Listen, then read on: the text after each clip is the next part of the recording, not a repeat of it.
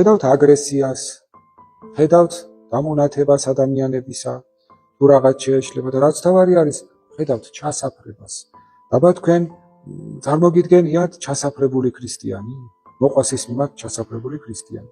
შეიძლება თქვას ვიღაცამ, რომ არა, ამას სიყვარულით ვაკეთებთ. სიყვარულით როგორ ვაკეთებთ? შობელი შვილის მიმართ ჩასაფრებული შეიძლება იყოს? კი, ვიცით რომ დედამთილი ზოგჯერ არის ხოლმე ერთლის მიმართ ჩასაფრებული, მაგრამ დედა შვილის მიმართ უნდა იყოს ჩასაფრებული. დედამთილებს დავიმსგავსეთ.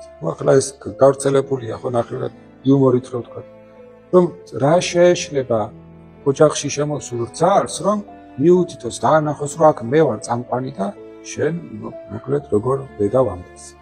აი ამ მდგომარეობაში ვარ ჩვენ მივისაკუთრეთ, ანუ თითქოს ექსკლუზივი გაგვაჩნია, რომ მე მყრობელი ვარ ქრისტიანობის და თუ ვინმეს ვიყურები ესე კოშკურიდან და თუ დავინახე რომ ვიღაცას რაღაც შეეშალა, იმ წუთას ვამათრახებ. ანუ ჩასაფრებული პოზიციიდან ვცდილობ ადამიანების მიმართ გამოვხატო ჩემი მოსაზრება.